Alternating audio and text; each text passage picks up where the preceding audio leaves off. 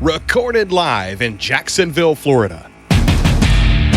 This is Trivial Warfare.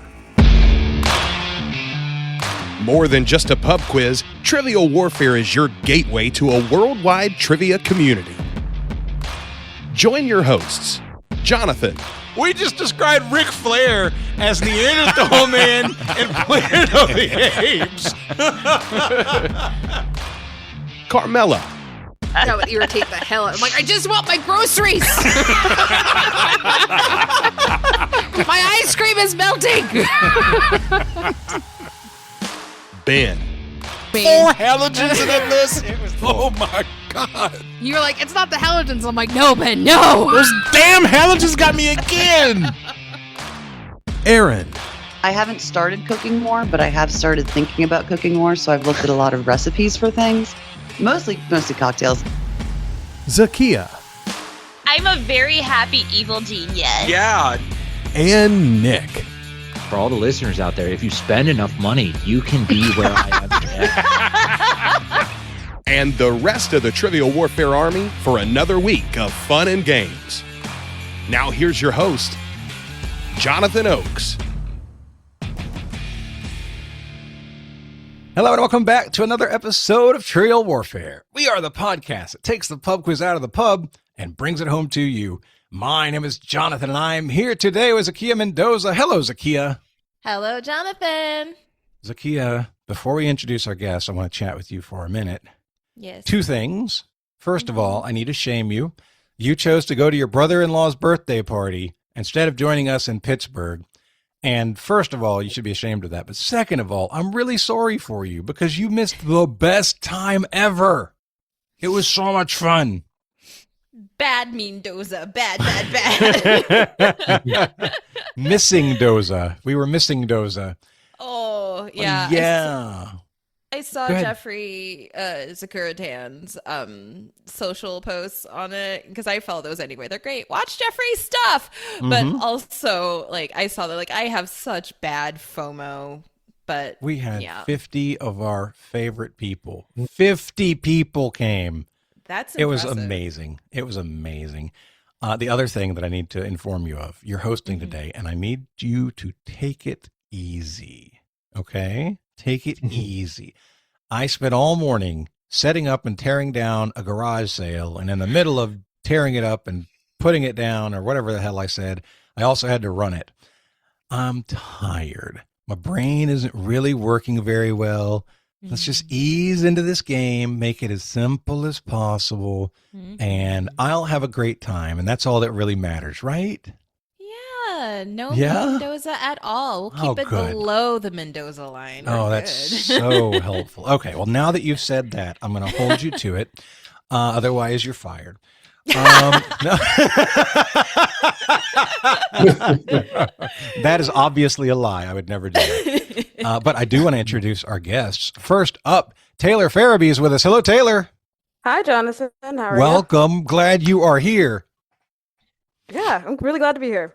All right. Vinnie Iyer is with us. Hello, Vinnie. Hey, Jonathan. Hey, Zahkia. How's it going? So glad you are here. We are going to have a great time. Last but not least, Mr. Matty Kimberlin is with us. Hello, Matty. Jonathan, long time no see. It's been week. It's been, it's been weak. You're right. It has been a week. Matty and I, actually, we got to eat at Promonti Brothers together on Saturday. How did you like that, Matty? You know, I don't want to offend the Pittsburgh. Pittsburgh was fantastic, Loved amazing, it. lovely. Great place. That sandwich was fine. You know, like the meat was good, but the bread was maybe too thick and it had the fries, and you just end up with a mouthful of kind of like meh carbs, and like carbs aren't meant to be meh, they're meant to be fantastic. And so it was good. I'm glad we went. We had a good time. But I don't think that part of it lived up to the hype. I fully agree with you. It is a sandwich where either you get all bread, all French fry, all coleslaw, or just a giant handful of pastrami, and that's all you taste in your bites. And so it was not like a sandwich at all. It was a thing. So Yeah. anyway, It's like when you have a burrito and all of a sudden you get that bite that's all sour cream, and I you're knew like, you were that going would to have been say nice to sour have it cream. It's distributed. the worst. You're right, guys. Okay, I want to get to know each of you a little bit better. Taylor, we're going to start with you. Please tell everybody where you're from, what you do, and what makes you nerdy. Hey everybody, my name is Taylor Ferebee. I'm here in Des Moines, Iowa, originally from Hampton, Virginia. I am a corn scientist, research scientist at a large ag company. And what makes me nerdy? I think it's being a corn scientist, obviously. But then I also am very, very into Real Housewives. Like very into it. I think it is the perfect show for any intelligent person. I have just gotten my family onto the new Real Housewives of Rhode Island. It's lovely. Somebody ran over a woman. It's a whole thing. Oh my It's great. goodness. What do you love about it?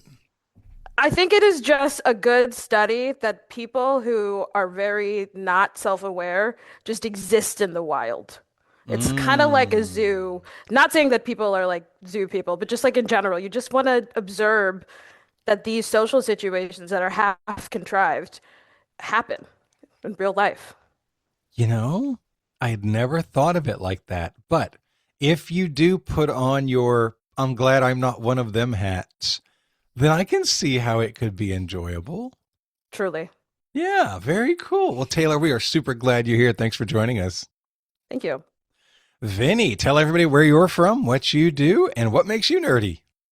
Yeah, I'm from Charlotte, North Carolina. I've been here for quite a while. I cover the pro football and fantasy football. Do a lot of writing on that. Do podcast as well on fantasy, and just do a lot of writing and mock drafting this time of year. I see Zahkia's last name. I said, this is what's going to happen on Thursday.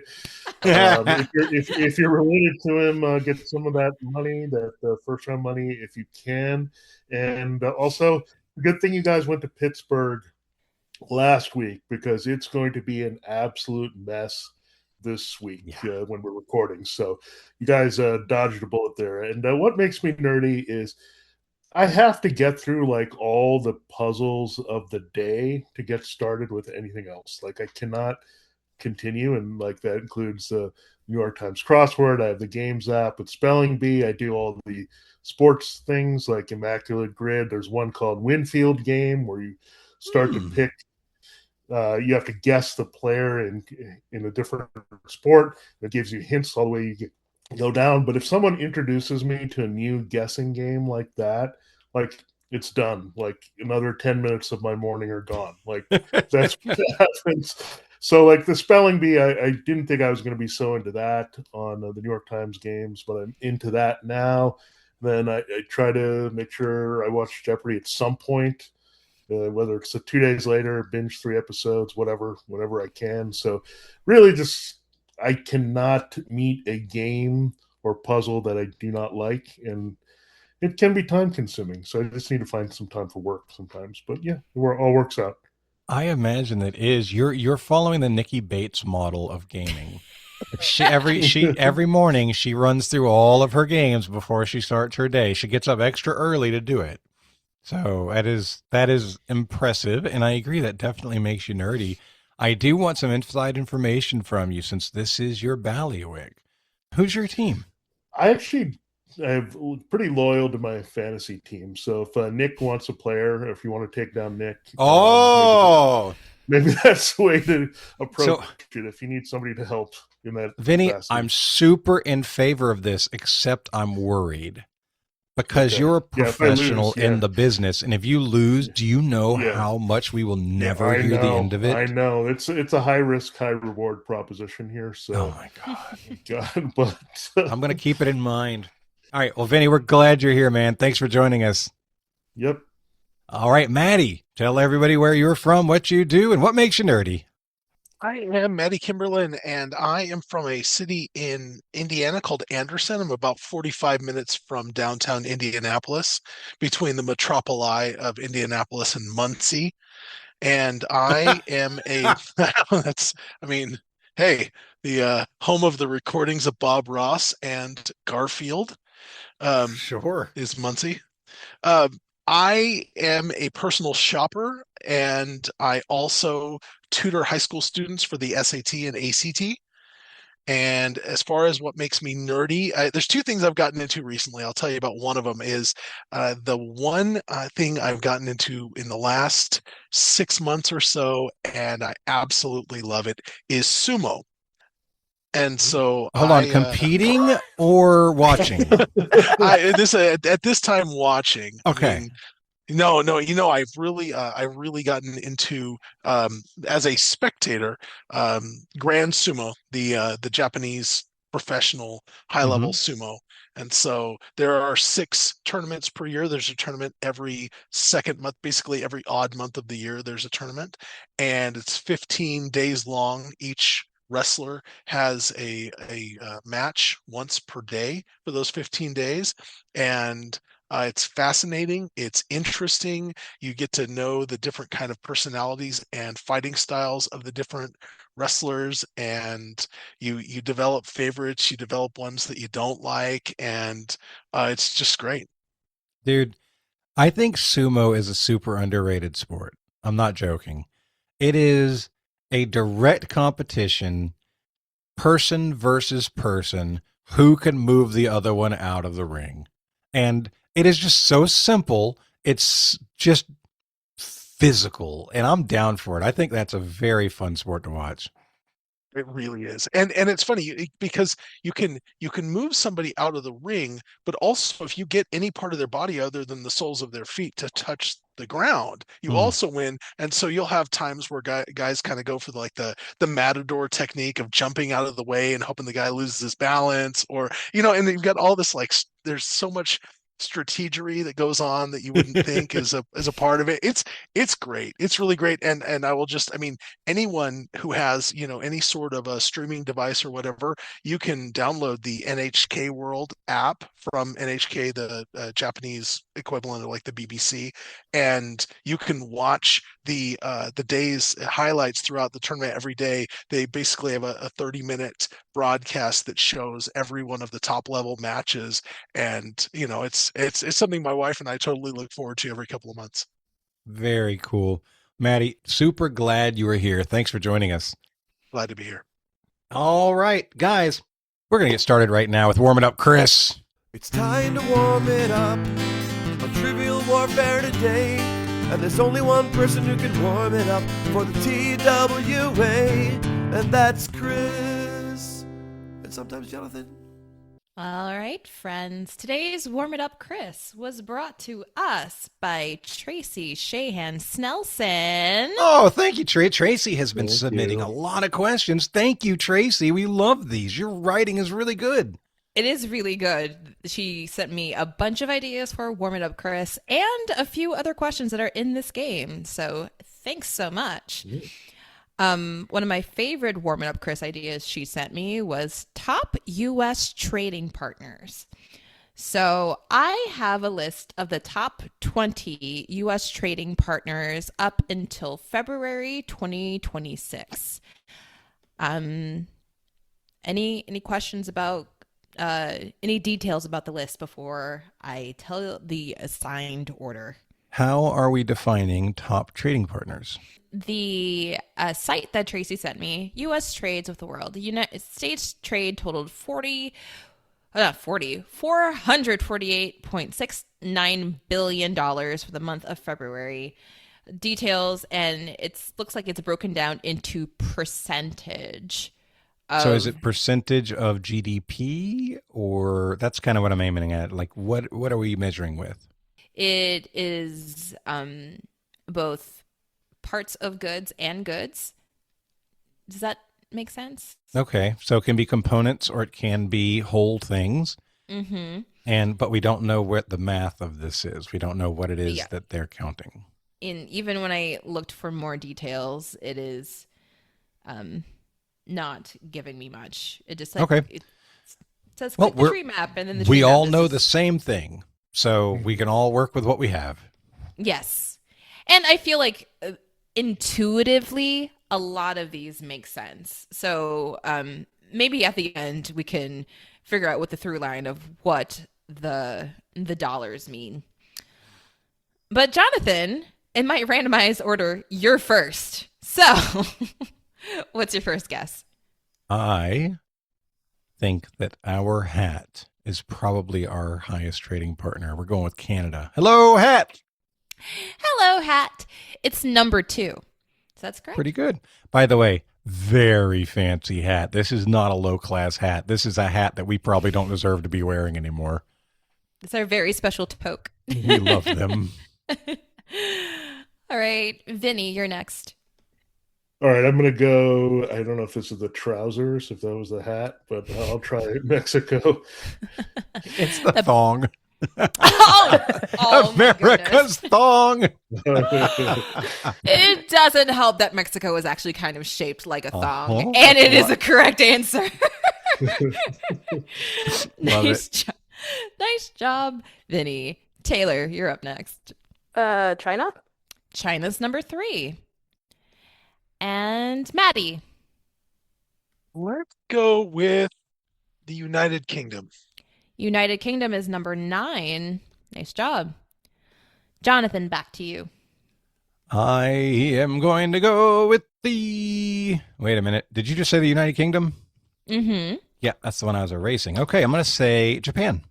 Japan is number 8. Very nice. Vinny. I'm going to keep going south and say Brazil. Brazil is number 20. Very nice. Ooh, right on the edge. Yeah. Taylor. Vietnam. Vietnam is number 5. Very good. Wow, that's high. Mm-hmm. Matty. Well, Vietnam is high. That means because they make a lot of stuff for us. But do I keep? You know what? I'm gonna go back further into Europe. Let's say Germany. Germany is number 6. Jonathan. South Korea. South Korea is number 7. Yeah. Vinny. All right, I'm going to go India. India is number 12. Nice. Taylor. Thailand. Thailand's number 11. Wow. Matty. So let's go. We've had these others. Let's go Bangladesh. Oh, I think that's our first miss. It's not in the top 20. But I like where you were going. I mean, it's highly populated. Jonathan, you're up next. How many are left? 9. 9. 9? All right. I'm going to go for a big one that feels kind of obvious and say France. Vive la France is number 14. Vinny. All right. I'm going to take a shot at Italy. I don't think it's right, but... It is. It's number 15. Nice. Taylor. Let's go Argentina. Argentina is not in the top 20. Oh, that's a big one. Matty. Well, let's go to a bigger country than Bangladesh. How about Indonesia? Also not in the top 20. Interesting. Mm-hmm. I don't feel very warm at all. I think you're pretty warm. I think that's your fault, man. You turn on the heater. I think this is the last round I have before spaghetti on the wall. So, Okay. Jonathan. Australia. Australia is not in the top 20. Wah, wah, wah. Wah. Vinny. All right, I'm going to take it just based on one product. I'm going to say Colombia. By the coffee. Colombia is just outside of the top 20. I think it's like 23 or something. Okay. Taylor. Ethiopia. Not Ethiopia, though we love our coffee. And Matty. Well, I mean, I've been wrong on the last 2 Southeast Asias. Let's go for the trifecta. How about the Philippines? I wish it was the Philippines. Wow. It's not. What did we miss? Yeah. So you guys got a lot of it. Number 4 was Taiwan. Oh, I had that on the list. Yeah. 4? Yes. So high for such a small place. Semiconductor. Yeah, that's why it did South Korea too. Mhm. Number 10 is Switzerland. Okay, all right. Another small.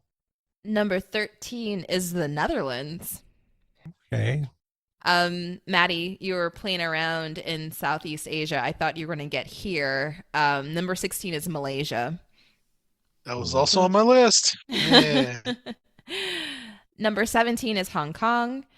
The biggest surprise to me is number 18, Ireland. I had Ireland on my list. Oh, that's a lot of Guinness, man. And number 19 was Singapore. Oh, yeah. I can't believe Hong Kong and Singapore are both on that list. Yeah. Just from a volume perspective, that's amazing. It's incredible. That's trade. Yep. Unless it's per capita or something like that. And then it makes sense because they're all teeny tiny. Well, I can send you the graph that Tracy sent to me. All right. That is your warm it up, Chris, for the episode. Good job, everybody. Yay. Very good job. Guys, this is going to be episode 582. That means we are on the main feed. So I want to say hello and thank you if you are listening right now. And right now might be right now wherever you are listening to this. If you want more Trivial Warfare, and let's be honest, why wouldn't you? You can go to trivialwarfarearmy.com and sign up as a sergeant or higher. That will get you access to over 400 archived episodes you can't get anywhere else. I also want you to know if you sign up as a lieutenant or higher, you start earning credit to have the chance to come on the show, just like these fine people that we're going to play with today. I don't think I have any other major announcements, so that means we're going to talk about today's game. It is going to be Matty and Taylor versus Vinnie and Jonathan. Zahkia is hosting, and it's time to play the game. Players. Oh, yeah. Y'all know what time it is. This is Mr. Literature himself, cordially inviting you to the game. This is 6 rounds of trivia goodness. 3 questions per round. Every right answer gets you 10 points. In the middle, we'll take a pause for the cause and ask a midpoint question worth up to 20 juicy points. After round 6, you can wager any or all those points you've been building up and take a shot at the final round. It's a series of theme-based questions we call the Gauntlet. It's just that easy, baby. But this game ain't gonna play itself, players. Let's get it on. All right, friends. Another quick shout out to my off-brand semi-play cousin by marriage, Fernando. Hey! Hello, Fernando. Best of luck to you in a couple of weeks. But let's get into round 1, question 1. Your category is music. Music. Kelly Rowland and the splendid, wonderful Michelle Williams are 2 of the 3 members of what girl group of the late 90s and early aughts? Though LaToya Luckett, Latavia Robertson, and Farrah Franklin suffered less fortunate fates. Vinny, I do have meow meow. Yeah. Do we want a 3-2 on this? I am very comfortable. Vinny looks very comfortable. Let's do it. All right. 3, 2, 1. Destiny's Child. Destiny's Child is correct. Nice job. Let's get into round 1, question 2. Your category is mascots. With an official title of Pizza Destroyer, the Noid was the mascot for what American pizza chain? We're locked in. All right, Taylor. So, I mean, I think I remember this pretty well from the 80s. This should be Domino's Pizza with the Noid. You were supposed to avoid the Noid. Actually, the Domino's Pizza in my town actually still has a sticker. I don't know if it seems like it's maybe relatively new, but it's like it's got like a Noid crossed out or something like that. So like it's still actually a thing. Nope, I wasn't thought about then. So There are the advantages of getting old. Yeah, I actually had I had the Noid PC game where you ran as the Noid and did these flips through this like house or whatever, and we're taking stuff. And the other thing I know about this is that at some point, I don't think this is a rumor. I think this is a real thing that happened. They had where there was some guy whose last name was Noid, and he ended up taking people hostage at like a Domino's because he thought that he was crazy and he thought that they were making fun of him. And so that I think led to the eventual demise of the Noid. But they were ruining his life because the slogan is avoid the Noid. He's like, I can't make any friends. You guys are advertising to avoid me. Was his first name Para? Oh, wow. Vinny and I both said Domino's instantly in the chat. Vinny, do you remember this pretty well? Yeah, okay. So I wasn't making this up that there was a game, okay, that he was playing. I just want to see a game where like him and Little Caesar fight each other or something. Like that'd be great. Mascot Battle Royal would be a dope video game. Yeah. I don't know who I guess Papa John. I mean, they can just pound on the old Papa John's guy who's the Burger King. Ronald McDonald can show us his ninja skills. I'm telling you, there's an opportunity to be had here. Wendy comes out looking all sweet, and then she like smashes doubles down on people's faces. I'm down. This is gonna be a good game. All right, both teams say Domino's Pizza. Correct answer is Domino's. Nice job. Woo! And Vinny, I can tell you that the Little Caesar and Noid battle might actually happen since both Little Caesars and Domino's are headquartered right here in Michigan. So like they can easily organize like, hey, duke it out. He's off the top rope. The Noid was weird, y'all. I don't know. I'm remembering him. He was skinny. He was in a red bodysuit with black on it that covered head to toe. He had giant long ears that were kind of like rabbit ears, but they weren't rabbit ears. And he was super weird. He was not a creature that I comprehend. He kind of looked like those Matt Groening characters from like the Rabbit, Matt Groening Rabbit. Yeah. Yes, I agree. All right, let's get into round one, question 3. Your category is current events. Boo. You got this, Jonathan. Justin Bieber was the headliner for what music festival occurring every April in Indio, California? I'm meows on this one. Oh. Okay, are you locked in? Yes. Great. Vinny, do you think it's Coachella?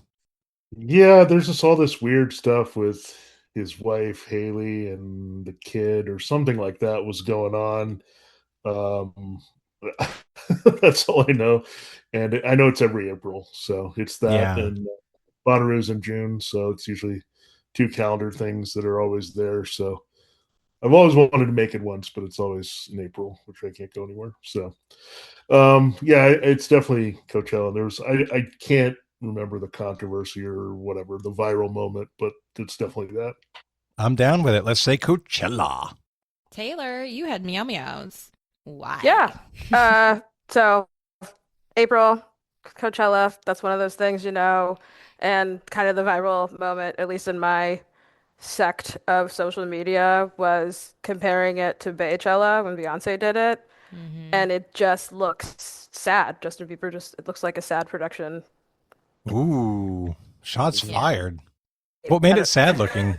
There was nothing. It was him. I don't. He did like 30 minutes of YouTube karaoke. That's what it felt like. I only watched 5 minutes, but 5 minutes was 5 minutes too long. So I think his career has been 20 years of YouTube karaoke. Well, Taylor, I'm in full agreement that Beachella is far greater than Bieberchella. Your correct answer is Coachella. Nice job, both teams. So, friends, at the end of round 1, we are 30 all. Very nice.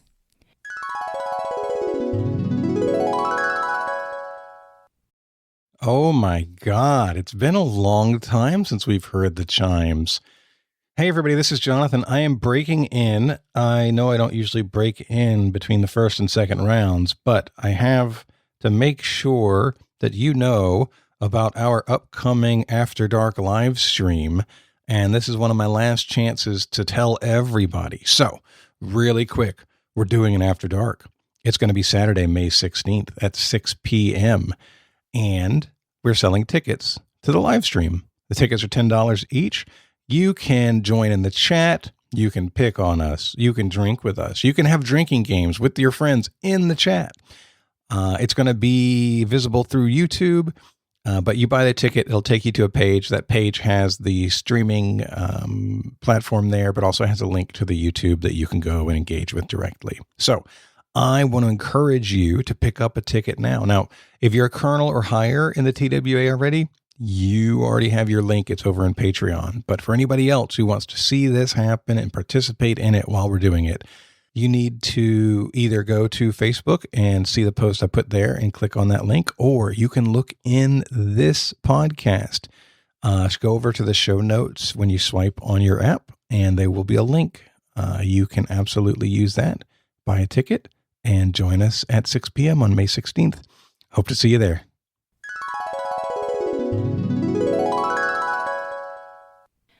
Let's get into round 2, question 1. Your category. Oh, brought to you by James Fiebert. Oh, thank you, James Fiebert. I was really hoping you'd signed a sponsor there, Zahkia. You're like, brought to you by Best Buy. Remember, at Best Buy, blah, blah, blah. Oh, I wish. I'm not that cool. But yes, brought to you by James Fiebert. Your category, Mona Lisa knows the answer. In the movie My Cousin Vinny, what is the model of the car used by the actual perpetrators of the crime? I am unsure if the crime was committed by Prospero. Okay. I think we're going to lock in. All right. So I think that the hint on Prospero is really helpful, because I've seen that scene a bunch of times where she talks about the pause attraction and how you spin your wheels if you get stuck in the Alabama mud and all that kind of stuff. But I'm pretty sure Prospero is a character from The Tempest, and I think it's a Pontiac. I don't remember if that's right, but it's a GM model for sure, and I'm pretty sure the model is The Tempest. I like that a lot. All right. Can we lock that one in? Yeah, let's lock it in. All right. Jonathan and Vinny, what did you lock in? Vinny, you had more confidence than I did. Yeah, we got through it from the Prospero thing. It just was hard to remember. I remember the whole scene and her explaining in that voice. I can't forget that scene. But it was something about the traction. And I could not for life of me remember the make of it, but the model based on the clue had to be, and then it rang a bell when you put it together. So Tempest is what we went with as well. It was something like pause attraction. Like, this model has pause attraction, blah, blah, blah. So the skid mark couldn't even touch the road right there. That was an awesome scene. I love how you guys really locked on to the pause attraction, but forgot all about the limited split differential. But we know it's not a Buick Skylark because it was a Pontiac Tempest. Nice job, both teams. Good job, everybody. Oh, yes. Let's get into round 2, question 2. Your category, Justice for Justice. Which zodiac sign lends its name to a unit of measurement? We can lock in. All right. Vinny, we both immediately said Libra, right? Like the LB representing pounds. And I just went ahead and named them all in the chat, and I just want to look at them real quick. I don't see anything else that I would think is close to a measurement. Do you? No, and then the category name being Justice, the scales of justice. So that would be Libra as well. Yep. Scales, measurement, pound, all that stuff. I like it. I think we should go with it. Yeah, let's do it. All right. We're locked in. Matty and Taylor, what did you say? We had a very similar conversation. Same thing. The the category name was really helpful, and Libra is the scales of justice, and that's why I'm pretty sure that's why we have that weird thing of spelling pound LB, even though neither of those letters are in the word. Both teams say Libra. Your correct answer is Libra. Nice job. Hey! That is the LB for pound. And is it, Zahkia, is it like Spanish origin, Libra meaning pound, or is there a different reason why it is a measurement? It's Latin. So Latin. Yeah, Libra, like Libra pondus or something like that. But yeah. Oh, okay, cool. Thank you. Very cool. Let's get into round 2, question 3. Your category, can you dig it? Sucker! Sorry. Not really, though. I am never ready for just like the random blah. It's so fun. Well, so far in this game, we are 5 times correct. Yep. And it is WrestleMania tonight, so shout out to all our wrestling fans out there. All right, your question. You might be surprised to learn that this snack brand, known for their signature potato chips, can't technically call their product potato chips, as they are not made from whole, crisp potatoes. Instead, they are a crisp made from a processed slurry of dehydrated potato flakes, corn, rice, and wheat. I think we're going to lock in. Okay. Vinny, how do you know? Well, what else comes in a can? I guess, and I have so many of Pringles cans lying around. My kids go through them. Just went into Mexico and said, "What do my kids like?" They like spicy chips, so they have this habanero flavored Mexican can of Pringles that they said, "This is really hot," and they're like going through like cans of this thing. I'm like, whoa, what's wrong with you? Yeah, what's wrong with you kids? But yeah, they love really hot chips. So I found a habanero one to bring back, and they were happier than bringing anything else, toy or anything else. Like, thank you for the Pringles, Mom and Dad. It's awesome. Yeah, so it's definitely the one in the can, and I think it says potato crisps on there. Yeah, technically. So I think that's the answer. We're saying Pringles, and for anybody who wondered, he said chips. I'm not editing him saying chips.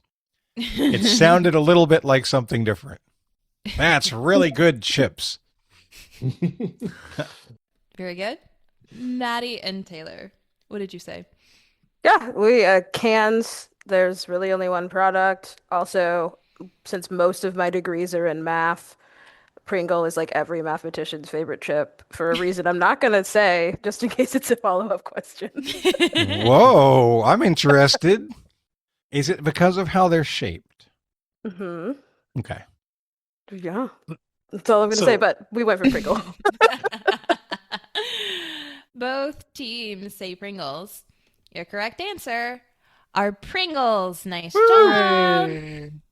So this just yesterday, those who do Learned League, there was a one-day special of fill in the blank Mitch Hedberg jokes, and one of the jokes is, I think Pringles' initial intention was to make tennis balls, but on the day the rubber was supposed to show up, a big truckload of potatoes arrived, and Pringles is a laid-back company. They said, screw it, cut them up.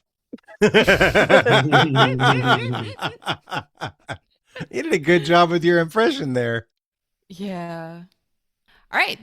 So at the end of round 2, both teams, we are at 60 all. Nice job. Wow. Good game, guys. Yeah. Let's get into round 3, question 1. Your category, He Got Game. Currently, LeBron James and Bronny James hold the record for the father-son duo with the most combined points in NBA history, with LeBron contributing 43,440 points and Bronny contributing 184. What is the last name of the father-son duo in the number 2 spot, with the father contributing 12,670 points and the son contributing 26,528? All right, we're going to lock in. Okay. Matty and Taylor, you can talk aloud.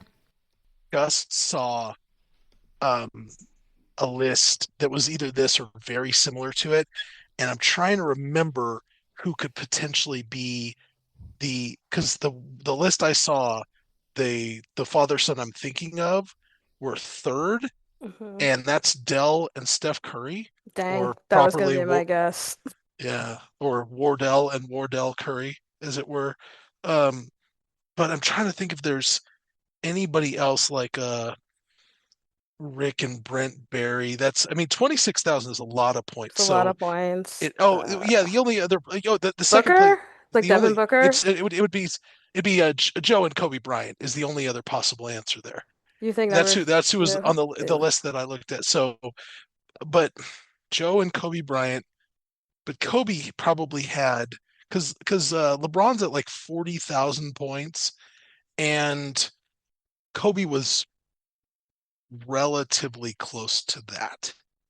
I think that Kobe had more than 26,000 career points. Del Curry was a bigger star than Joe Bryant, than Jelly Bean. So I don't know that Jelly Bean Bryant would have gotten 12,000 points. I mean, Steph Curry scored a lot of points too, obviously. Steph Curry has had a lot of points.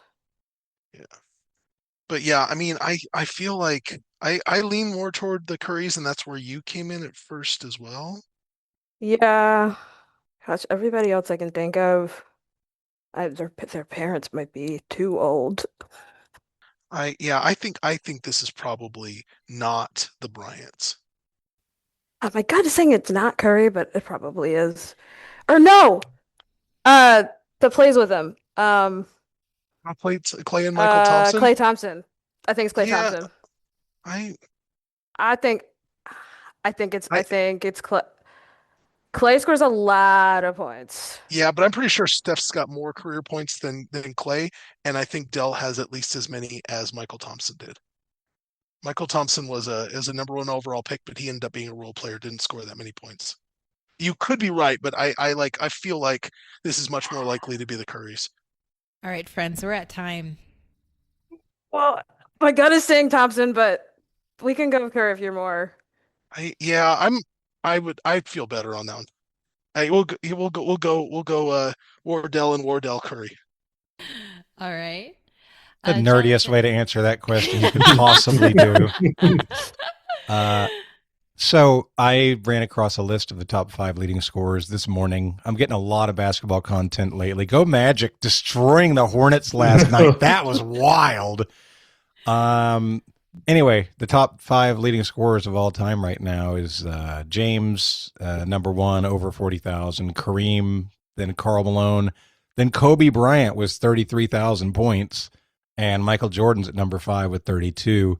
So whoever has 26,000 points is pretty damn high up the list of all-time leading scorers.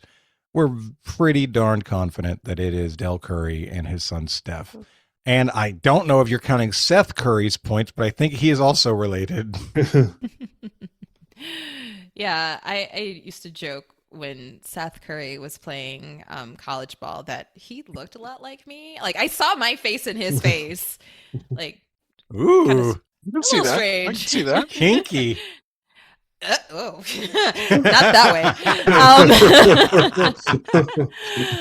But to answer your question, in the 5th spot here are Tim Hardaway and Tim Hardaway Jr. In the 4th spot are Michael and Klay Thompson. And the 3rd spot is Joe, Jellybean Bryant, and Kobe. And in the number 2 spot is Wardell and Wardell Curry. Nice. Hey! Good, Matty. Curry is the correct answer. Nice job, both teams. All right, let's get into round 3, question 2, brought to you by Debbie Sutter. Oh, thank you, Debbie. Thank you, Debbie. Thanks, Debbie. All right, your category, smoking the competition and stacking up awards. Debbie has the cutest young boy I've ever seen, by the way. Is he not adorable? He's so cute. Like, both her children are so cute. Yep. Your question. Autumn Durald Arkapaw made history at the 98th Academy Awards in 2026 when she became the first woman to win Best Cinematography for her work in what film? I have Meow Meows in this as well. Awesome. Meow meow. Meow meow. Nice Lock job. it up. All right. Vinny, this has been a popular name to ask about recently. I knew it was going to be cinematography. I don't know what the movie was. Do you? The only thing I can think of, because it did also win the big prize in directing, was One Battle After Another. I'm pretty sure that's it. I don't think she did any other movie like that. So I think it's One Battle After Another. I'm going to go with you on that. I do want to ask you a question. Has anybody seen the movie? Yeah. Okay. Yeah. Is it any better than just a random Taken level movie? Why was it so awarded? It looks like such a generic good guy, bad Leo guy story. is a mess for like 2.5 hours. Yeah, and there's a really good chase scene that's shot at the end that is just really good. All right. I mean that alone would win an award for. I'm looking at that. I'm like, this, like, you're gonna give Oscars to Con Air? What are we doing here? This is, it's just whatever. I agree with you. We're gonna say One Battle After Another, and long live the random action movies because the star acts like a baby or whatever. Okay, Matty and Taylor. Taylor, you had lame meow meows. Yeah, and on the post of having the Meow Meows, that is the best category name because Michael B. Jordan plays twins Smoke and Snack, which is just great. So this is Sinners. I knew it just based on the cinematographer because she's great, but yeah, this is Sinners. Oh, no. Whoa, the category, darn it. Yeah. It'll get you every time. Debbie's also a great category writer. Your correct answer is indeed Sinners. Wow. Good job, Taylor. Vinny, I'm gonna take the L for that one because I commented right after the category and took us off. I don't think we were thinking about it because we were talking about Debbie's kid. Yeah. So that's my fault. And Luke, I agree with you in the chat. I think Sinners is probably a better movie. Yeah. All right, friends, get into round three, question three, brought to you by Tracy Snelson. Thank you, Tracy. Your category is Remember Me. Hold on. Wait. Maybe Sherlock. All right, we're going to try Sherlock. Okay. The Battle of San Jacinto, although less remembered than the other battles of the conflict, was the decisive battle of which rebellion?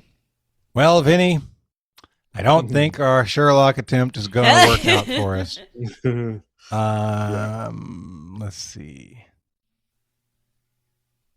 Yeah. Okay. We're going to lock in. Okay. Matty and Taylor, you have about, it's time. You have about no seconds left. What's your answer? I was looking and then like, oh no, 3, 2, 1. All right. Yeah. We've been hung up on the word rebellion, but I'm pretty sure that Alamo is part of the Mexican-American War, and I'm pretty sure San Jacinto is the last battle in the Mexican-American War. It ends with Guadalupe Hidalgo as the treaty. I used to live in Texas. I've never heard of like the Texas Rebellion, the Texas Revolution. So I don't know. That's a cop-out answer, but I don't know. We weren't like historians aren't that creative, so I hope I didn't just offend a lot of historians.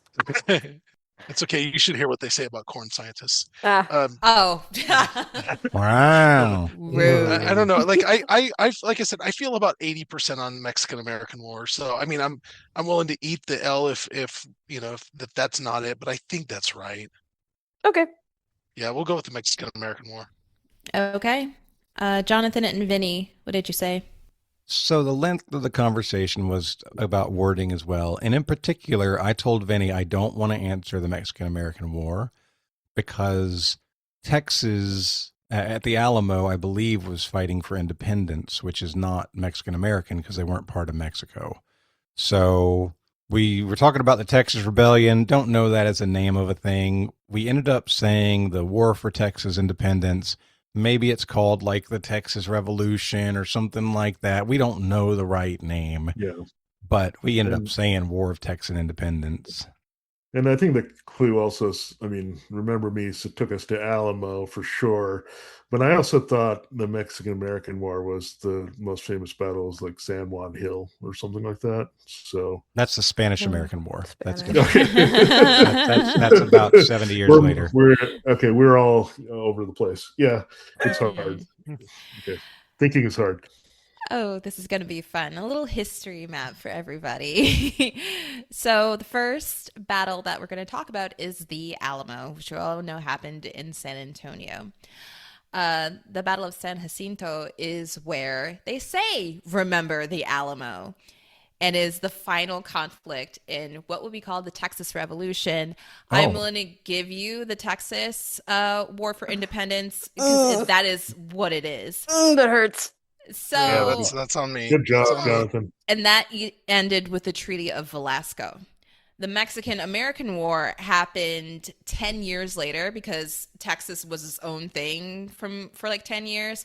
The U.S. annexed Texas in 1845. Mexico was like, no, we're ignoring that. We're coming back in to get you. In 1845, they still had the same general, Santa Anna, so the same guy on the Mexican side. And that's what caused the Mexican-American War. Probably some other stuff, but yes. Texas Revolution, Texas Rebellion, Texan Independence is what I was looking for. Sorry, I didn't listen to you, Taylor. I take it back. Historians are not creative. I'm just pumped we made up for our faux pas with Arkapaw. Yeah. Now, this is your Arkapaw. Remember the Arkapaw. I believe you have an episode title. I like it a lot. Oh, I love it. Very cool. So at the end of round 3, we're 80 all. Still very fun. Nice game. Nice. So we're getting into the midpoint written by me. I've got a list of actors who are top billed TV stars of TV shows that they also serve as writers.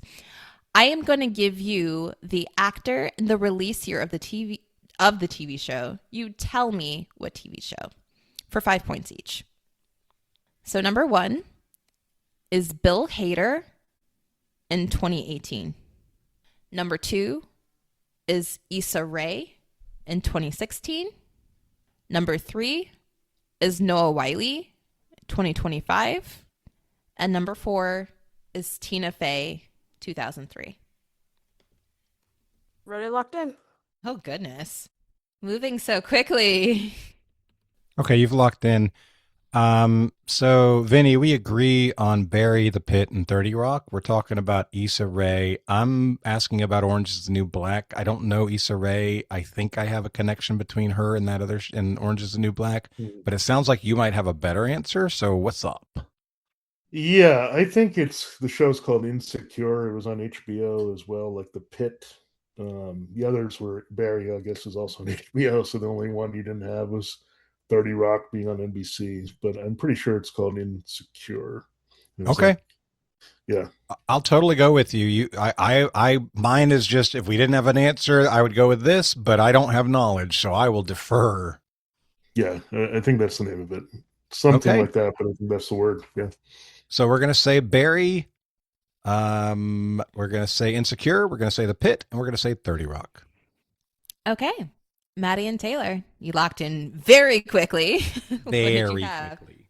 I want to let Taylor take the full thing on this, but Vinny, since you talked about all your games and crosswords and things, I mean, the one of these I was absolutely sure on was the one that comes up in the New York Times crossword like once a week is either Blank Ray of Insecure or Issa Blank of Insecure. She has such a crosswordable name that it's like I don't know that I've ever heard of that show outside of the Times crossword, but it comes up constantly. They had to update it because it used to be, this is how long I've been in the crossword, it used to be actress Charlotte or like from Facts of Life, and they like right. No one knows that anymore, so we got to update it. But there's a lot like that. Yeah, Mrs. Garrett will live R.I.P. Mrs. forever. Garrett. Yeah, they have to update those. Maybe that's how I knew it. All right, so we've locked in. Taylor, you were going to give the answers for your side? Yes. So we said Barry for the first one. I really like Bill Hader and that show. Fun premise. I am, I guess, considered an awkward black girl, so I've watched Insecure before it was Insecure on YouTube. So love Issa Rae. So that one is Insecure. Noah Wyle just watched the season 2 finale of The Pit. It was great. That background was in it that Matty has right now. If you're on the,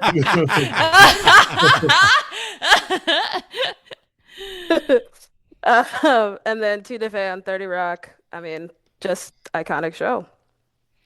All right, both teams are in agreement on all these answers.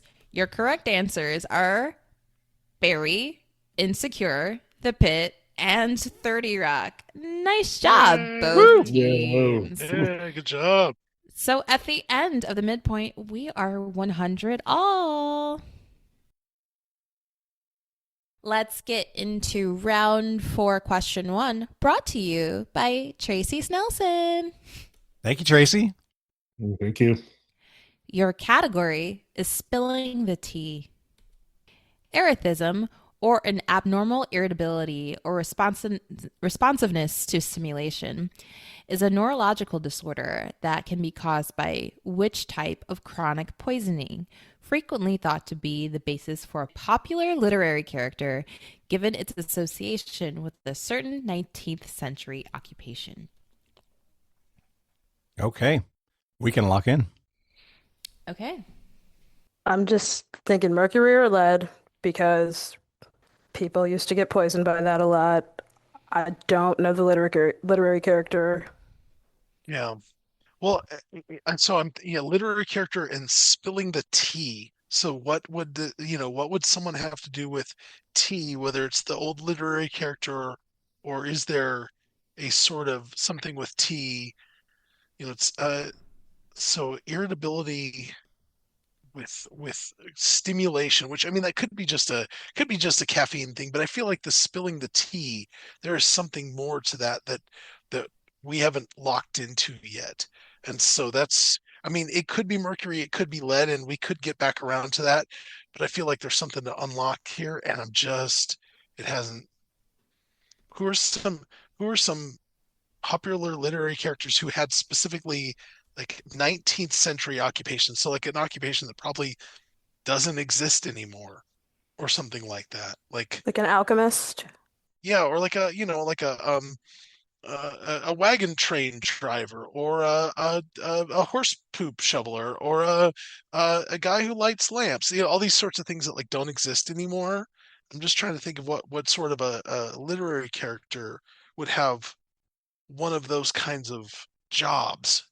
Yeah, I don't know. I'm just going with old-timey poisoning, and I feel like mercury feels more likely than lead. Yeah, I mean, I could go with mercury. I feel like there's more here that we haven't figured out.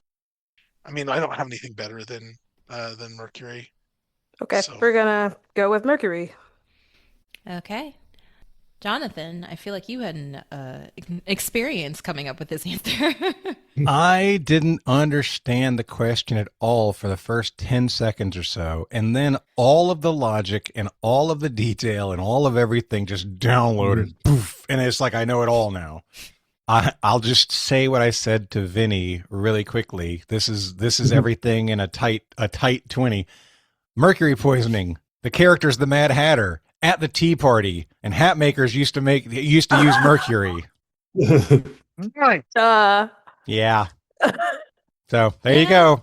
It's the Mad Hatter that she's talking about. He was a hat maker. They used mercury. They got poisoning. It's all right there. And spilling the tea. Yep. Yeah, that download served you. You're not in retrograde, Jonathan. The correct answer is Mercury. I think my Venus is in retrograde, which is bad for my love life, I'm assuming. I don't know. I don't want to hear about your Venus, Jonathan. What about my fire? All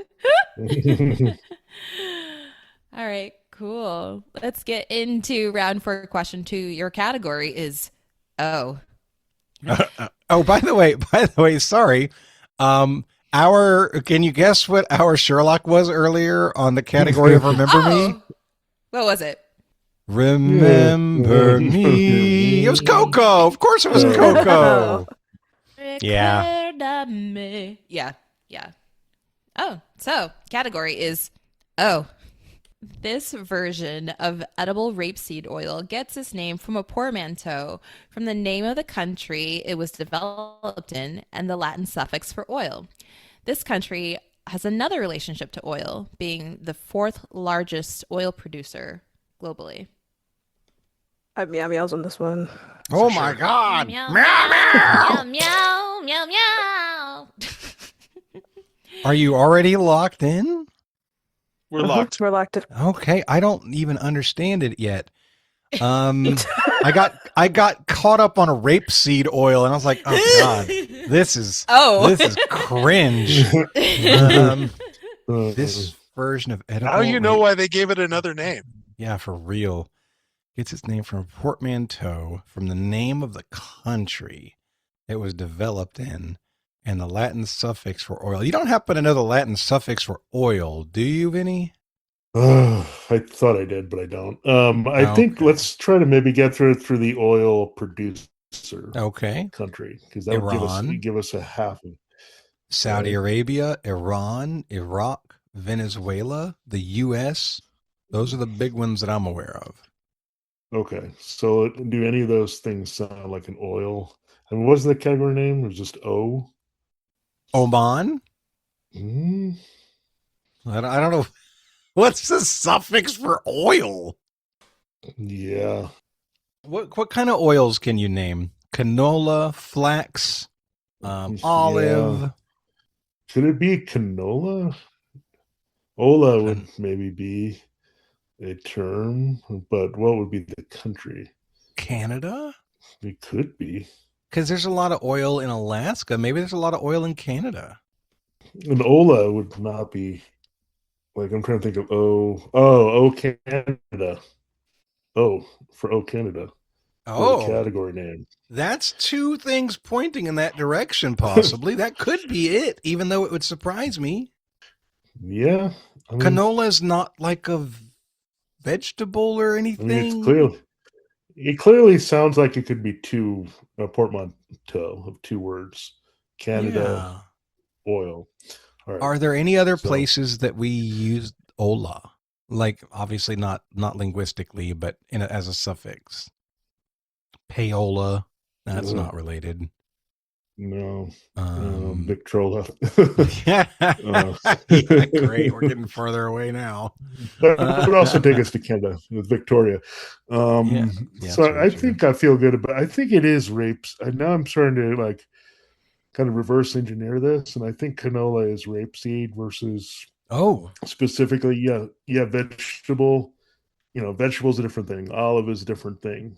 I think canola is very specific. I'm with you, Vinny. If you want to say Canada, I'm with it. Yeah. Well, we have to say this version. So, right, the oil. So canola. Oh, so we're saying canola oil then. Yeah. Okay. Canada. She knows what we're supposed to be saying. Okay. Zahkia, it's whichever one of our answers you want to hear. All right. Matty and Taylor, you got this quick. And I got to let the PhD corn scientist who works for an agricultural interest speak to this one. I have a lot of flavor text for this, but it is canola. I'm really upset. Just really upset about that. Rapeseed is what the rest of the world calls it. And it's part of the Brassica family. Brassica, dog of the plant world, cauliflower, mustard, collard greens, broccoli, all of them. They are all just selected for different things. It's basically the same plant. Went with canola. Matty, I caught that mustard. I was gonna say it, but then I was the correct answer is canola, which just means Canada oil, canola. Wow. Yeah, right. Man, nice. that took some figuring on our part. Great job, Vinny. Yeah, good teamwork. Yeah, very good job. Let's get to round 4, question 3. Your category, second state squabble. The name for this company, known for a fierce interstate rivalry, comes from the name of the small town it's headquartered in. That town's name, in turn, is derived from an Ojibwe word meaning wild goose. What is this company? The name of the company is known for a fierce interstate rivalry? The company itself is known for a fierce interstate rivalry. Okie dokie. Okay, We're locked in. Okay. Jonathan. Okay. And Vinny. I think I just had an aha moment. We are struggling. We're like second state squabble. Does that mean the second state in the union? Are we trying to pick a colony? Named all the colonies, didn't see anything. Vinny's like, hey, she's from Michigan. Is this Michigan, Ohio? I'm like, not maybe. Is this Kansas, Nebraska? And then it just hit me. Oregon and Idaho take those names and form a potato company called Ore-Ida. I'm betting that this is, I don't know what we ask. What is the company? Ore-Ida, I think, is going to be the company. I don't know anything about any of the rest of this question. But I bet you that that's the company because the company's name is known for a rivalry. And Ore-Ida is definitely a rivalry within a company name. And that definitely could be an old Native American word. Ore-Ida could be, right? If it's the name of the town. It sure could. Why not? Yeah. Jonathan, I thought I clarified for you. The name of the company isn't known for a rivalry. The company itself is known for a rivalry. How can a company be known for an interstate rivalry? So you're saying that the name is not the thing that is related to the rivalry? Right. Well, then throw everything I just said out, Vinny. I don't know what the hell I'm talking about. I have one last guess for you. I'm Okay. going to throw it out. And I'm just going to do it. Interstate, I was thinking about, actually I had in the back of my head, Pilot, Flying J. How about Wawa? What about it? It's an interstate thing that's like a convenience store from Pennsylvania. No, I know what Wawa is, but what makes it a fierce interstate rivalry? Well, if they're competing with like Pilots or QTs or Sheets. whatever. I think Sheets is the other one up there. Yeah, I don't know why I think there's like a... I don't think Wawa is the name of the town it came from, though, is it? I don't know, but I have a weird thing about... Is the logo like a goose or something? Like a weird goose? Really? Like, I don't know. I don't know. Okay. I mean, You guys are at time. You want to just go with it? I'm willing to go with you. All right, let's just try it, I think. Wawa. Right, let's go with Wawa. Baba Wawa. So, Matty and Taylor, how are you feeling? I'm so done with this. Seriously, we need a, I've heard of pulling it out of your Jonathan. Now we need a pulling it out of your Vinny. So we actually came together really, really well on this because we were trying to come up with what it could be, and I was like, the second state in the union, is that Pennsylvania? I think it might be. And then you came up, well, if it's Pennsylvania, maybe it's Wawa. And then all of a sudden I had that like Sixth Sense flashback moment to last week when I was I don't remember if I was like while I was driving or whatever, but coming to Pittsburgh, and especially with the get-go thing was one thing, but so I remember, like, as we were coming, Kit had made a comment in the Takeover chat group that coming to the Penguins game that people were going to, that she didn't have a Penguins jersey or anything, but she did have Sheets gear, which basically would double as being a Pittsburgh fan. It indicates Pittsburghianness. And anyway, I ended up looking up Wawa and found that it was named for Wawa Township outside of Philadelphia. And so as soon as Taylor said that, I was like, oh yeah, that's a thing I learned within the last week. And yeah, Wawa and Sheets have this huge rivalry. And so, yeah, we end up going with Wawa as well. Wawa supremacy, in my opinion. It's the first thing I do when I get back to Virginia is get a Wawa sandwich. Wow. Yeah, I have no horse in that. I guess I'm more of a Buc-ee's person. Buc-ee's for Oh, life. that says a lot about you. I mean, Buc-ee's is not a real place. It's weird, man. I'm not saying it's bad. I'm just saying it's weird. I am just saying, like, we don't even have Buc-ee's up in Michigan. The closest thing we have is like QD and Loves. But Vinny, I think you mentioned that the logo is a goose. The correct answer is Wawa. Amazing, Vinny. Amazing. I don't know what happened. I mean, I was trying. I was like stuck at Pilot and Flying J. I mean, neither one. All right, friends, let's get into. Oh, that was the end of round 4. So at the end of round 4, Jonathan, Vinny, Matty, and Taylor, you are tied at 130 all. Wow. We're surprised. It's a fierce game. I love it. Let's get into round 5, question 1. Your category, the answer is in your head. This word, first recorded in English dictionaries in the 18th century, traces its roots through Haitian Creole and the Kimbundu language of Central Africa. It remained relatively obscure until gaining popularity after a 1968 George Romero film. What is this word? We're locked in. Oh, we could have locked in. I started looking for a GIF. I didn't see you say we can log in. I was like, is this going to be haint or zombie? And then you're like, zombie? And I'm like, it's in your head, in your head, zombie, zombie. So we said zombie. Thank you, Dolores. Rest in peace. Not anymore. Oh, no. Zombie! Oh my god. Matty and Taylor, what did you say? When I think of George Romero, I think of undead / zombies. And then I saw the title, and now it's stuck in my head. Truly. That was a Sherlockable one right there. That was as straightforward as Remember Me to Coco. Well, the answer is in your head, and it is correct. Zombie! Zombie! Zombie! Yeah, I loved it. Very good.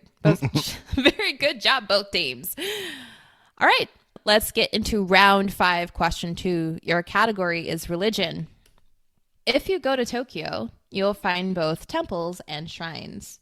The temples, like Sensoji, are for observation of Buddhist traditions, while the shrines, like Asakusa Jinja, are for enshrining kami, the deities of what native Japanese religion?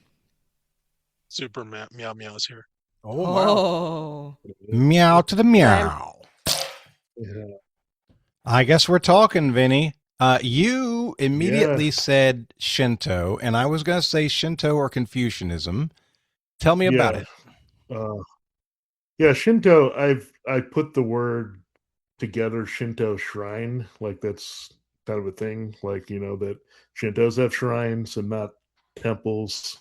So that's just in my head, and that's what basically the other Japanese religion I could get to. That was very popular. Is Confucianism not Japanese? Is it Chinese? It comes from China. Yeah, I'm sure there's some spillover, like with Buddhism. Sure, but if it comes from China, then we would say it was Chinese religion. Yeah. Okay. Yeah, so I think Shinto shrine is a thing.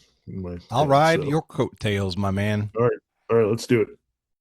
All right, Matty and Taylor. Matty, seems like you got this pretty quickly. Well, I mean, yeah, and Taylor did as well, but I spent 2 years in Japan as a missionary, so I know that pretty much nearly all Japanese people consider themselves to be both Buddhist and Shinto.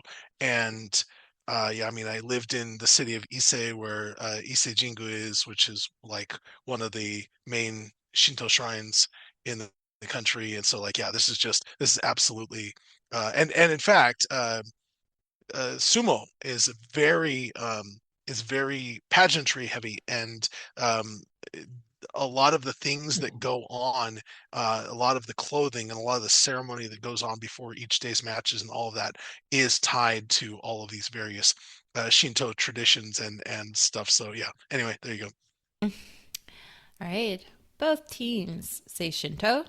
Your correct answer is Shinto. Nice job. I like how Matty says Shinto. I mean, I'm assuming he speaks a little Japanese. I do. A lot less than I used to, but yes. Round 5, question 3, brought to you by Nick Brooks. Thank you, Nick. Thank you. Our favorite Nick.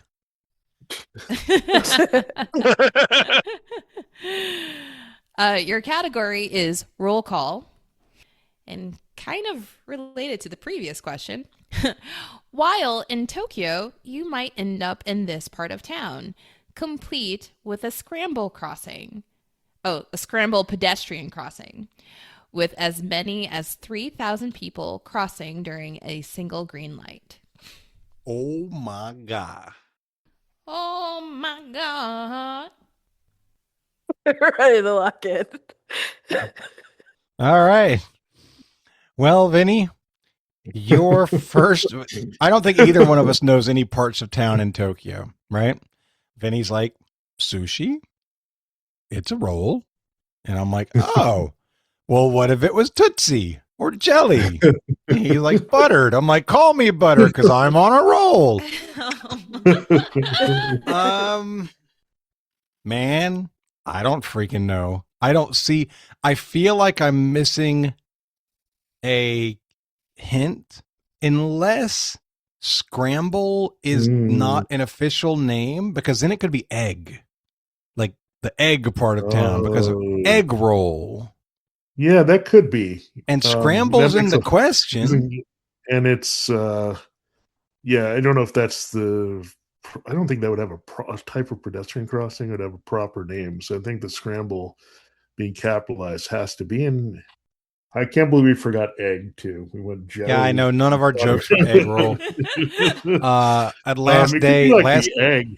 Yeah. Yeah. The last day in Pittsburgh, we went to a Chinatown restaurant. Believe it or not, Pittsburgh has a Chinatown, very small, but as a great Chinese restaurant. And they had Dave Fudor recommended it, and he said they have egg rolls the size of burritos. And we're like, holy crap, we got to go there. I forget. I don't know if we need the Japanese name. I kind of know it. I can't remember for egg, but I mean, she asked what part of town. If egg is what we got, egg is what we got. We shouldn't make up a word. Yeah. Let's just go with it. I mean, all right. I mean, yeah. We're hoping scramble's a clue. We're going to say egg. Okay. Matty and Taylor, what was the clue that got you? I knew of a crossing that started with an S, and I was like Shibuya, Shins. And then I realized roll call. It has to be Shibuya because of Shibuya, Shibuya, roll call. So that's beautiful. Yeah, so Shibuya is a big thing. I was going through Tokyo places that I know of. I've never been to Tokyo, but I was going through places like that, and that was one that didn't come to me. But as soon as she said it, I was like, that would be right. And then I was like, she's like, it fits the category, and I was like, fits the category. I don't understand how it fits the category. And then the Shasha Shibuya. She just said that. I still don't know how it fits the category. Oh, no. All I want to know is, does that translate to egg? No, it doesn't. No. Damn. It's a chant. But I will shout out one of my most nostalgic favorite songs from when I was in Japan, Japanese rap song. If you want to hear some Japanese hippu hoppu, check out Grateful Days by Dragon Ash. You will recognize the backing loop as Today by the Smashing Pumpkins, but it name drops both Shibuya and Roppongi parts of Tokyo. I've been to this crossing, the most overstimulating thing ever. Wow. Just wild. Wait, you've been here to this place that she's asking about? Well, that seems like an advantage, honestly. Hey! That's 2008 amazing. or something. That's amazing. So when do you use the booyah chant? It's at like sports games. Shibuya, Shibuya, roll call. Like I've never heard that in my whole ass life. The only place I know this from, and this is going to be like the dumbest, like whitest way to know this, is the episode of The Office where they go on the corporate retreat and they go out and they take a bus. They're on the bus and they end up doing Shibuya as they go along, and like that was the first place I had ever heard it. Nice. This is the first place I've ever heard it. Seconded. No. Your correct answer is indeed Shibuya. Good job, Taylor. Good job, Taylor. Good job, guys.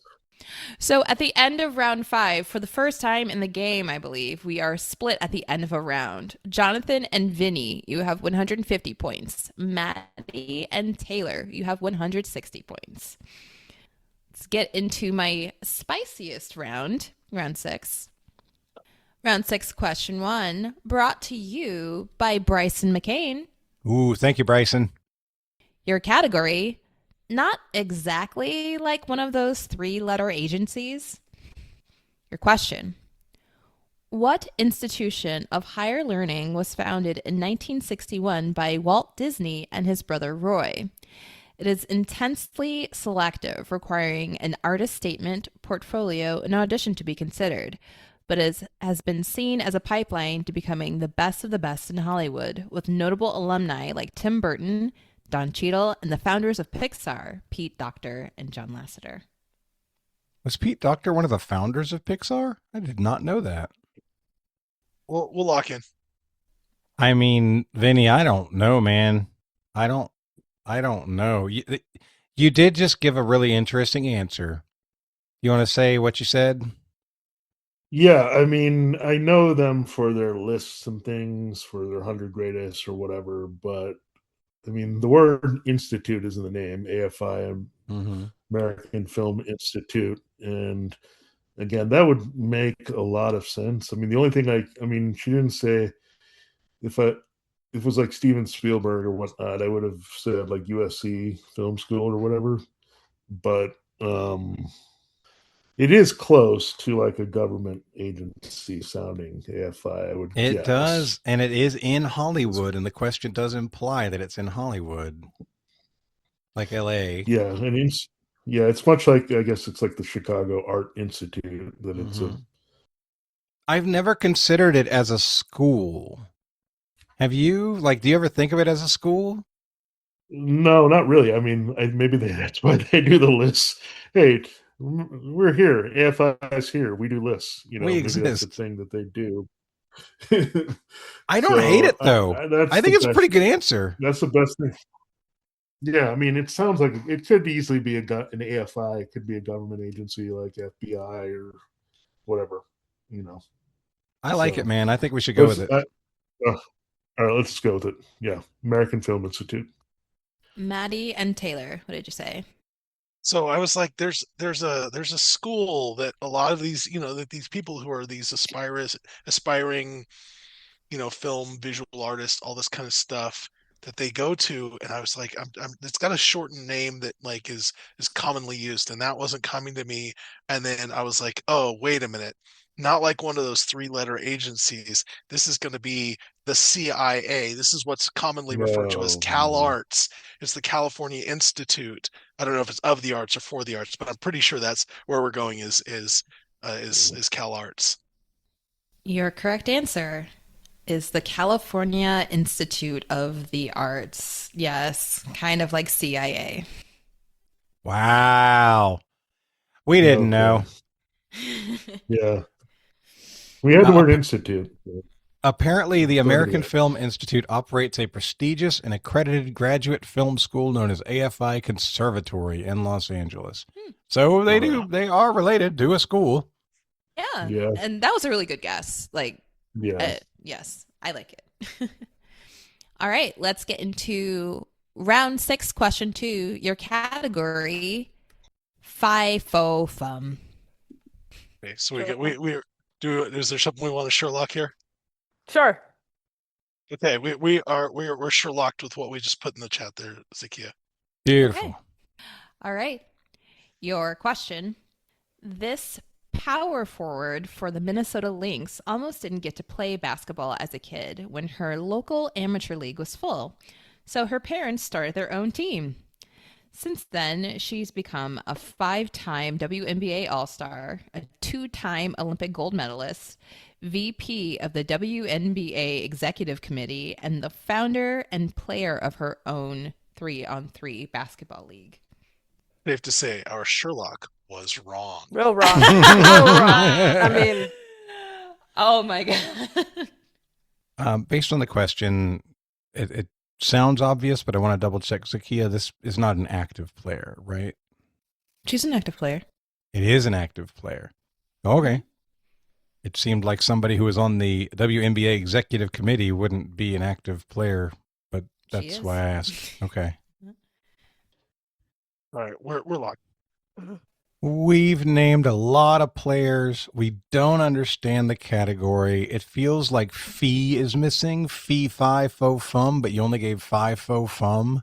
So Vinny, right now, if we had to guess right now, I would say fee, and that's all I'd say. We named a lot of players, but I know what teams those players are on, and none of them are the Lynx. I just don't know who's on the Lynx. I didn't know who Brianna Stewart played for, but you said it wasn't the Lynx. Yeah. And this is a player who's at least 6 or 7 years into their career. They're 2-time Olympic medalist and whatnot. Yeah, this is not my strong sports suit if it's not one of the superstar players currently. Yeah. I mean, unless there's a Fiona, but I can't pull a last name. Or there's somebody whose nickname is Giant or something like that. Yeah. Or Beanstalk. That seems like a worse nickname. Somebody really tall and thin. Do you know what teams Ionescu's played for? Is it possible she's on the I think Wild? It's also Storm. I want to say she wouldn't be old enough, I don't think, either. She's only been... No. The executive the 3-on-3, I just can't. You could either go like something like Fee or do like a Fiona and Lucky Johnson in the Farfest. I guess I would just say let's go Fee, because all I know are things that we know it's not. Yeah, so let's. I don't know.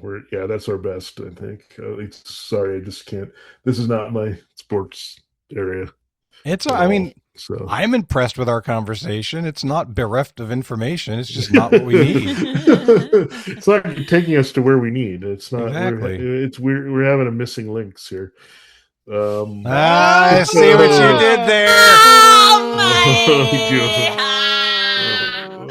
I like it. I loved that. You're at time. I guess we're going Fee. Okay. Matty and Taylor. Yeah. So my first guess, or I guess our Sherlock, was Iron Giant. Because Fee and Fee, Fi, Fo, Fum, F-E, I mean... That's really good. That's really good. In fact, Zahkia, you messed up. You should have asked an Iron Giant question. So I like the WNBA, especially this round of draft round has just been real fun to watch and I really hope that there's some HBO documentary for this season because I just think it's going to be real fun to watch and learn about the players more. But my first guess was Nafisa Collier. Then I kind of pulled back a little bit and was like, maybe I'll go through the rest of the people that I kind of know are involved with Unrivaled and named Stewart. And then Matty, of course, is not a Lynx player. Kelsey Plum, also not a Lynx player. Then I got a little crush on Kelsey Plum.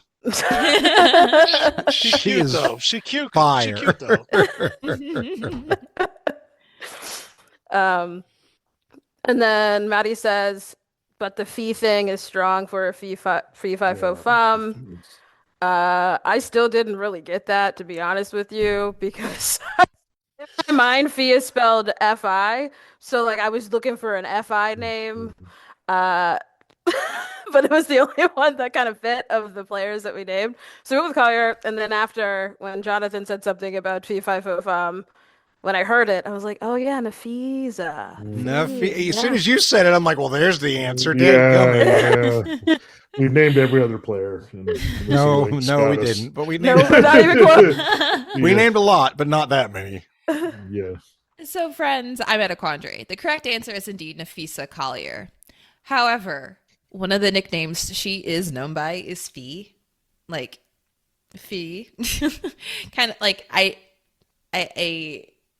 think I would have liked to have a more specific name for people to pick Nafisa Collier, but I would say that it's your judgment call. To be fair, we weren't close. We guessed at a clue based on your category, and that's all we guessed at. okay. We technically only locked it with their last name. Yeah, but well, that's right. Oh yeah, that is that's right. Is that's the way to go. That is. I hate ruling against it, but I do think I wanted to be locked in specifically on Nafisa Collier. I mean, frankly, I wouldn't give us credit. Yeah, it's a nickname. It's not. Yeah, you got to give me a last name. Yeah. Okay. Let's get into round 6, question 3. Your category is history. Round 6, question Fee. Your question: Marco Polo might have been the original exploration influencer, but during his travels, he served as an official envoy, diplomat, and tax collector for what Mongol founder of the Yuan dynasty? All right, we're going to lock in. Thinking Coop. Oh man. Easy for you to say. Jinx, show me a Coke. The Kublai Khan, it's just not happening. That's okay. Nope. I'm hearing Kunta Kinte. Kublai Khan from MCU. No, I'm with you on this because I'm pretty sure that Marco Polo, like in his travels, like famously he went and met Kublai Khan, and that's where all the like Xanadu and all that like poetry is from and all that kind of stuff. So I think that's Kublai Khan, even though like Genghis Khan came before Kublai Khan. I just ran into that in the last few days, that Genghis Khan was Kublai Khan's grandfather, but I'm pretty sure this is Kublai Khan. I like it. I'm not going to try to say it again. It's not, I'm 100% sure it's not Shaka Khan. It's also not Shad Khan. No. Or Madeline Khan. Okay. The Wrath of Khan. That's right. By the way, Shaka Khan was the original name for the electric chair. Oh, no. That's a bad joke, and you should be ashamed. Oh, God. That took me way too long, too. I'm like, huh? I love joke bombs. Terrible. Okay. So you guys are locking in with Kublai Khan. Jonathan and Vinny, you locked in pretty quick. I'm very confident that it's Kublai Khan. Yeah. Matty said most of what I was going to say. I know Polo met him. And it's interesting. When I was learning a little bit about Mongol history, I found it very interesting that some of the Chinese dynasties are actually Mongol dynasties, one of which is the Yuan dynasty, which I believe was founded by Kublai Khan. During that time period, they had multiple dynasties. They had the Mongol side over here, and they had a whole different section of the country under a different dynasty at the same time. So yeah, we said Kublai Khan. Luke Leavenworth in the chat said Kublai Khan is every woman.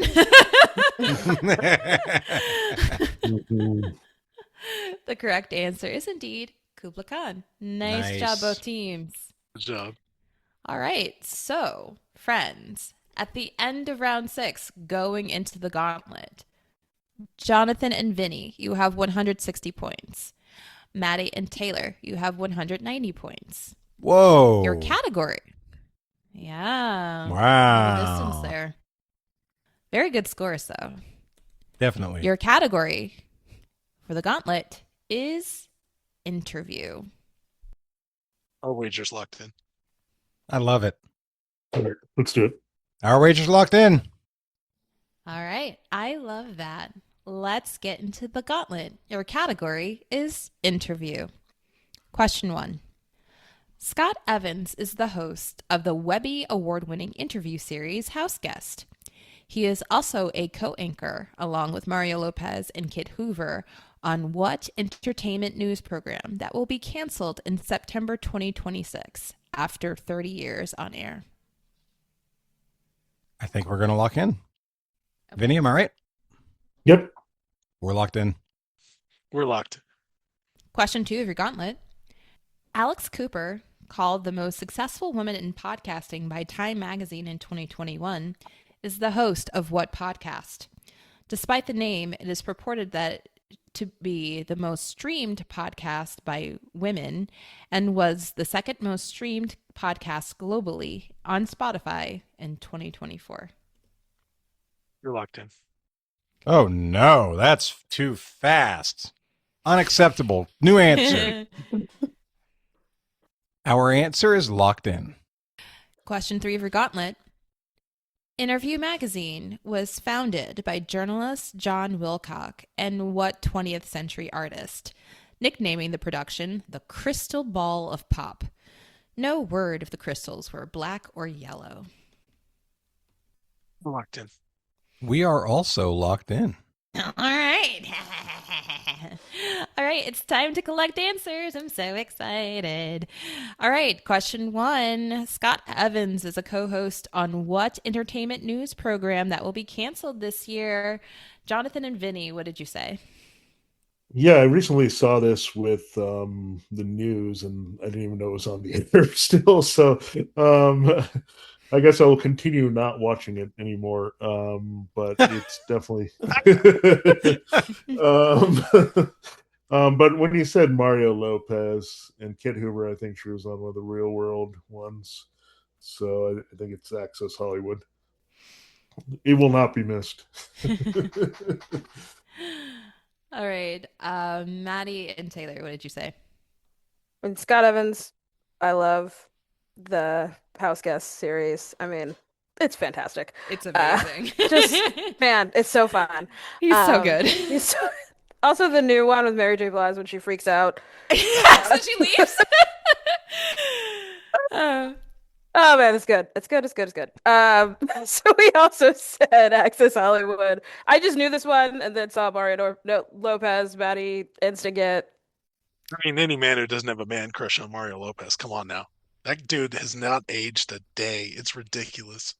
I have never seen nor heard of Scott Evans, but apparently he's Chris Evans' brother. No. Oh. Different Scott Evans. Very different. Really? Very different. Okay. I mean, I just Googled Scott Evans, and it's a bunch of pictures of one random dude and Captain America. That's not it. That's a different. Chris Evans' brother is named Scott Evans, and he's a backup dancer. He's great. There is another Scott Evans. This Scott Evans is a black guy with blonde hair. Yes. He could also be Captain America's brother. Maybe. Sure. Maybe. No. All right. Fine. Okay. Let's get into question 2. Alex Cooper is the host of what podcast? Matty and Taylor, what did you say?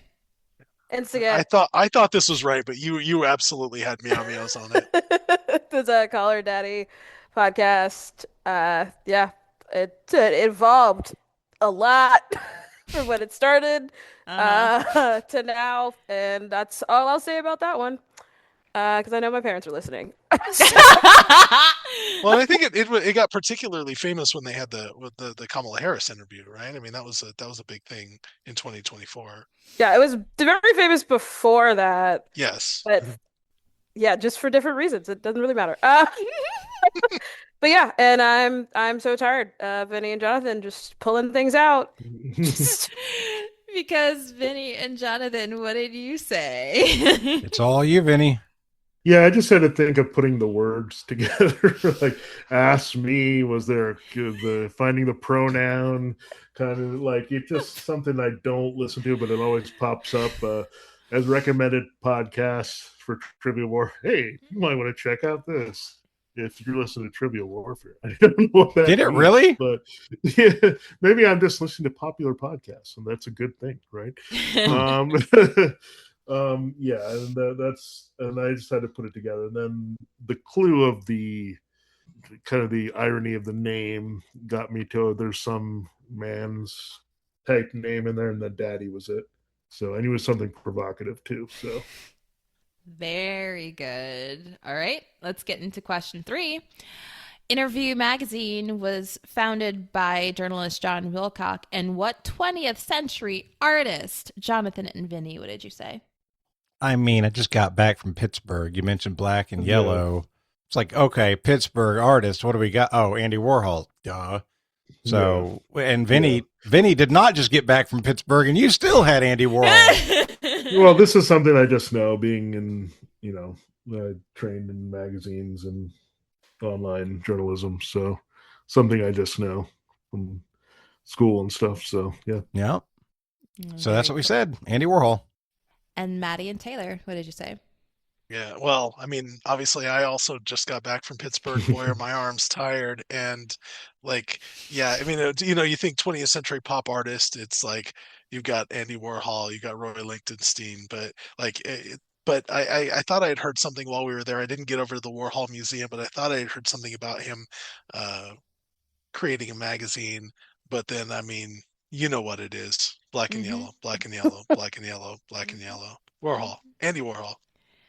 Which, by the way, if you want to see something absolutely bonkers, when Hulk Hogan defeated the Iron Sheik in January of 1983 or 84 rather for the World Wrestling Federation title, they had interviews in the locker room with some of the celebrities that were at Madison Square Garden that night, and one of them is with Andy Warhol, who may have taken all the Quaaludes before this interview. You absolutely go look this up on YouTube. It's bonkers that, he's like, oh, it's the most exciting thing. It was so exciting. I have emotions that I can't feel right now. All right. It seems like both teams are in agreement of all of the answers. So let me reveal them. Scott Evans is the host of House Guest. Everybody watch House Guest. It is so funny. But he is also a co-anchor on Access Hollywood. Nice job, both teams. Yeah. I am so impressed, Vinny, with your ability to moonwalk into the name of Call Her Daddy. That was so impressive, and Call Her Daddy is the correct answer. I would venture to say it's most famous for branching off from Barstool. That's an interesting story if you're interested in podcast business in a way. And finally, Interview Magazine was founded by John Wilcock and Andy Warhol. So both wagers are gonna be interesting. They are going to be very interesting. And I'm going to start, Jonathan, with you and Vinny, since you were trailing going into the gauntlet. What did you wager? Okay, so you guys know by now that whenever we're playing, I asked my teammate, would you like to be aggressive, conservative, or strategic?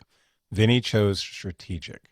So strategically, if you guys want to lock us out, you need to get to 320, or 321, and so we didn't want to fall below 69. If you guys were being conservative, we're going to wager something along the lines of 29, which means we needed to get a wager of 60 or higher. So we knew that we wanted to bet somewhere between 60 and 90. Vinny said, how about 75? We said 75 it is. So we wagered 75 points. Okay, bringing your final score to 235. Matty and Taylor, what did you wager? I mean, we had kind of a similar conversation. But I mean, we've done well together in this game. We've had very kind of complementary strengths, and so in the end we decided we should bet on ourselves. Taylor was like, I don't want to do math, let's just bet it all. And I was like, well, I mean, we need 131, just like Jonathan was saying, we need to get to 321 to cover them. And so yeah, that's what we did. We wagered 131. Bringing your final score to 321. So, the final score of 235 to 321. Matty and Taylor, you have won this game. Nice job. Good game. Good job, Taylor. It was a great game, y'all. It was a great game. It is always cool when your win is not where the other team got it wrong or bet zero. You had to get it right to win. Yeah. That's a good feeling. Yeah. Good for y'all. And Zahkia, great game. This is officially your fastest hosted game ever, and it was fire. We loved it. Thank you. Thank you so much. Love it. All right. Congratulations, y'all. That was tremendous. That was tremendous, tremendous, tremendous. And before we go, we like to give everybody a chance to do shout outs and promote causes that they care about. Taylor and Matty, you guys are today's big winners. So Taylor, we'll start with you. Yeah, thank y'all so much for having me on again. It's always a joy and so much fun. One thing, just support your libraries. I read anywhere from 150 to 250 books a year. If to buy all of those books, that would be a problem. Love the libraries. Love getting audiobooks off of Libby from local libraries. So please support them. I want them to stay around so I don't go broke. Taylor, you are impressive. I am legitimately I'm straining to get myself to 20 this year. I'm like, I want to read 20 at a stretch goal of 26, one every 2 weeks. And you're like 150 to 200. My God. Good job. All right. Thank you, Taylor. Matty, over to you. I'm not sure I've read 150 to 200 books in my entire mortal life. That's wow. My thing. I understand that this is something that may come up, may not come up for some people for another year or whatever. But I want to use my shout out time for the TWA takeover. I've been a part of this community for several years now. And the timing didn't work out on the first few takeovers for me, and I was sad to miss it and seeing everyone, all the fun everyone was having. But I made sure to get out to Pittsburgh last week, and the great thing about this community and what you've done, Jonathan, I've told you this to your face, is that there's lots in the trivia world that is really competitive, and of course everyone here wanted to win today. We were all doing our best and everything, but in the end, that's not what matters. We're here to have fun. We're here to make friends, and that's what this Trivial Warfare Army is all about. And so it's just, if you're on the fence and you're like, oh, I don't know if I'll fit in, I don't know if this will really, if this will quite be my, if they'll accept me, just come on. You're amongst friends, you're amongst family. And so whenever we have our next one, or you have a chance to get to another one of these kind of meetup things, go do it. It'll be worth your time, and you'll make friends that you'll keep for a lifetime. Couldn't agree more. And I love that you see that. Thank you, Matty. All right, Vinny, over to you. Yeah, even though I'm now winless on all my fantasy trivia podcasts, we tried, man. We gave it our best. This includes benchwarmers, and a shout out to Dan Lundberg from the Army, and some other guys that are out there that are crossovers into this universe. But I just have a lot of fun playing, and really, regardless of the result, I'm mad about the smoke and stack thing, but pulling out Wawa and Call Her Daddy and some other amazing things, I'll be happy with that. I mean, I love the process, the Mind Palace stuff and all that, but my shout out's going to be just, if you can do it, I did this last time. My wife and I are foster parents. We adopted our first two children. We're the fostering children now as well. Again, it's a tough job.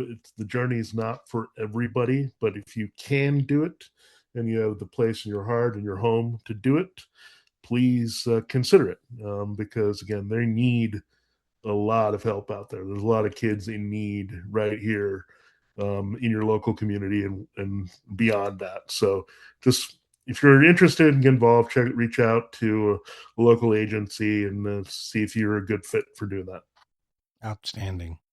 Outstanding, laudable, and impressive. Great job, Vinny. All right, guys. That is going to wrap us up. So for Vinny, for Taylor, for Matty, and for Zahkia, my name's Jonathan. This has been episode number 582 of Trivial Warfare, where it's not just trivia, it's war. Bye, everybody. Bye. Thanks for listening to Trivial Warfare. Be sure to check out the revamped TrivialWarfare.com as your one-stop shop to submit questions, join the community, and get access to over 150 archived episodes. Warm It Up was written and performed by Matthew Stevens. This episode was edited and produced by me, Joel Sharpton. For help with your podcast, visit propodcastingservices.com.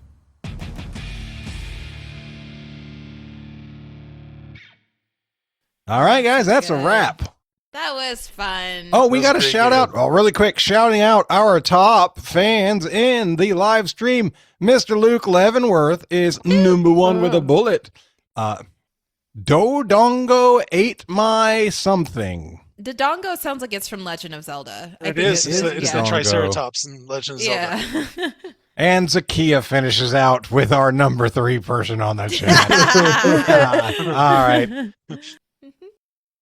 One question, Jonathan. At any point today, will you be doing your Berg Bust dance on the live stream? I already did. You missed it. Oh, man.